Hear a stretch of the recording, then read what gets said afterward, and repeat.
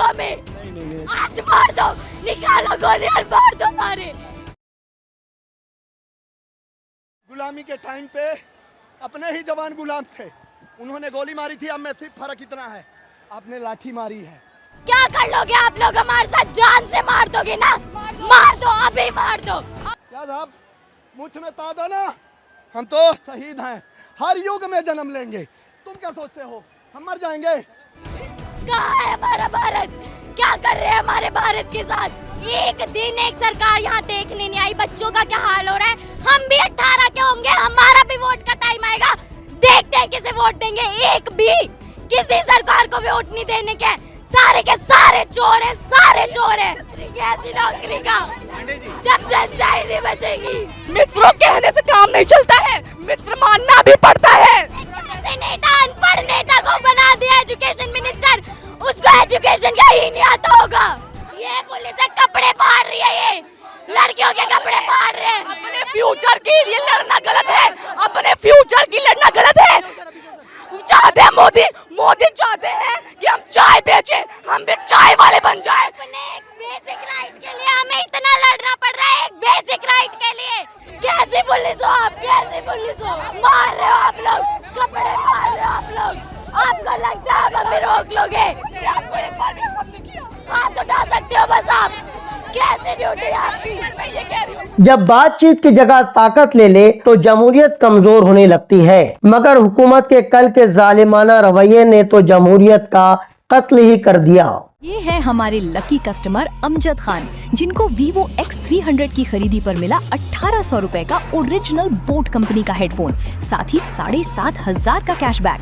हमारे अगले lucky customer आप भी हो सकते हो। हमारा पता सुपरमार्केट के सामने, ओल्ड आगरा रोड, मालेगांव। देखते रहिए the prime news Abdul Rahman के साथ। आज हम सिर्फ एक एहतजाज की बात नहीं कर रहे हैं, बल्कि हम बात कर रहे हैं जहनों में उठने वाले उस सवाल की कि क्या इस मुल्क में इख्तिलाफ राय के लिए कोई जगह बाकी भी है या नहीं। दिल्ली के जंतर मंतर पर चलो संसद, इस तहरीक में शामिल तलबा व तालबात, नौजवानों और समाजी कारकुनों पर हुई पुलिस और नीम फौजी दस्तों की जारहाना कार्रवाई ने पूरे मुल्क को झंझोड़ कर रख दिया है। जो अपने तालीमी मामलात और मुतालबात को लेकर गांधीयाई तरीके से पार्लियामेंट हाउस जाना चाहते थे। सवाल यह है कि जानवरों की तरह पीटे जाने वाले ये नौजवान कौन थे, कहाँ के थे, किसके बच्चे थे, किस मुल्क की सरजमीन के थे। इसी मिट्टी, इसी मुल्क में जन्मे ये नौजवान जो अपने तालीमी मुस्तकबिल, एजुकेशन सिस्टम में होने वाली धांधली, लापरवाही और जवाबदेही का मुतालबा कर रहे थे। उनका कहना था कि नेट इम्तिहान की मुबैना पेपर लीक मामले में जवाबदारी और जिम्मेदारी तय होनी चाहिए और हुकूमत को आवाम के सवालों का जवाब देना चाहिए। इस एहतजाज की क़यादत समाजी कारकुन सोनम वांगचुक कर रहे थे, जो कई दिनों से भूख हड़ताल पर थे। एक जमहूरी मुल्क में सबसे पहला रास्ता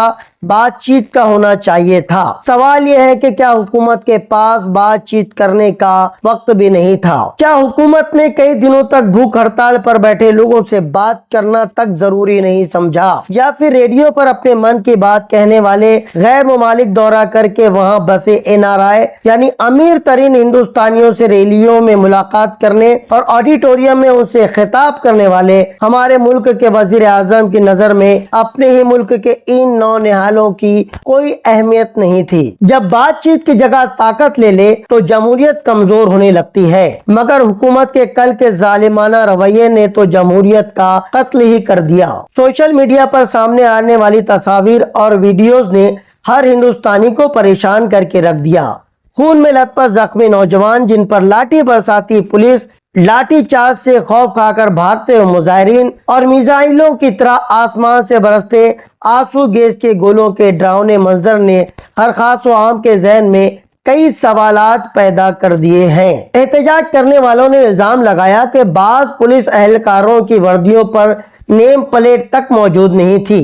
कुछ अफराद सिविल ड्रेस यानी सादा लिबास में लाठियां बरसाते देखे गए, जिनके हुलिये और चाल ढाल ने शक पैदा कर दिया कि ये पुलिस वाले हैं भी या नहीं, या फिर इनका ताल्लुक किसी और जमात से है। कुछ लोगों के मुताबिक उनमें से बाद लोगों ने साफियों पर लाठी चार्ज के जारहाना और जालिमाना कार्रवाई के वीडियोस डिलीट करने के लिए दबाव भी डाला। इन इल्जामात की गैर जानिबदाराना और शफाफ तहकीक होनी चाहिए ताकि हकायक सामने आ सकें। ठीक इसी तरह बाज एहतजाज करने वालों ने यह भी दावा किया है कि एहतजाज से पहले इस इलाके के आसपास एक खस्ता हाल वैन खड़ी की गई और पत्थरों से भरे 2 ट्रक लाकर खड़े किए गए, जबकि कुछ पुलिस वालों की पत्थर बरसाती तस्वीर भी देखी गई है। अगर ये इल्जामात दुरुस्त हैं तो जिम्मेदारों के खिलाफ कार्रवाई होनी चाहिए। तारीख हमें ये सिखाती है कि जब भी इक़्तिदार ने आवाम की आवाज को ताकत से दबाने की कोशिश की, उसके नतायज संगीन साबित हुए हैं, जिसके सबूत हमें अपने ही मुल्क की तारीख से मिलते हैं। याद कीजिए गोरे अंग्रेजों का काला जमाना। 13 अप्रैल 1919 को जलियांवाला बाग में बरतानवी हुकूमत ने 79 लोगों पर गोलियां बरसाई, जिसके नतीजे में शहीद उधम सिंह का जन्म हुआ। इस वाक़े ने आजादी के मतवालों के दिलों में आग भर दी। 30 अक्टूबर 1928 में साइमन वापस जाओ तहरीक के दौरान लाला लाजपत राय पर लाठीचार्ज हुआ और बाद में वो जाँ बहक हो गए, शहीद हो गए, जिसके बदले में भगत सिंह, राजगुरु, सुखदेव और चंद्रशेखर आजाद जैसे शहीदान वतन ने अंग्रेजी हुकूमत की ईंट से ईंट बजा दी थी। आज के हालात उन वाक़यात जैसे है या नहीं, इस पर लोगों की राय मुख्तलिफ हो सकती है, लेकिन ये जरूर तय है कि जमहूरियत में हर हुकूमत को इस बात का ख्याल रखना चाहिए कि ताकत का इस्तेमाल आखिरी रास्ता हो सकता है, पहला नहीं। जमहूरियत सिर्फ इंतखाबात का नाम नहीं, बल्कि इख्तिलाफ को बर्दाश्त करने, सवालात सुनने और जवाबात देने का नाम भी है। हुकूमत कहती है कि मार्च की इजाजत नहीं थी और कानून और नज्म बरकरार रखना उसकी जिम्मेदारी थी, जबकि वहीं दूसरी तरफ मुजाहिरीन का कहना था कि उनकी आवाज सुने बगैर ताकत का इस्तेमाल किया गया। यही वो नुक्ता है जिसकी आजादाना जांच होनी चाहिए। हमारा मकसद किसी एक हुकूमत, किसी एक जमात की हिमायत या मुखालफत करना नहीं, बल्कि ये सवाल उठाना है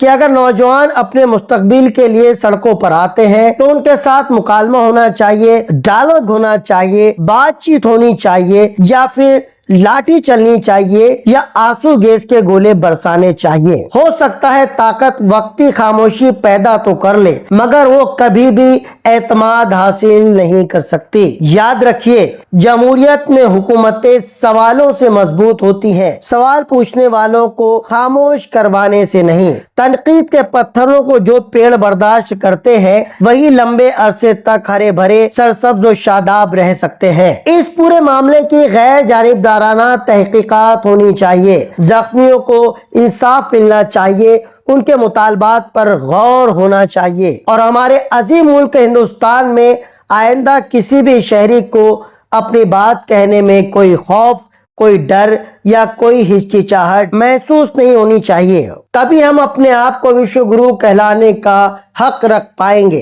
ये रिपोर्ट आपको कैसी लगी हमें जरूर कमेंट करें, हमारे चैनल को सब्सक्राइब करें। देखते रहिए द प्राइम न्यूज मेरे यानी अब्दुल रहमान के साथ।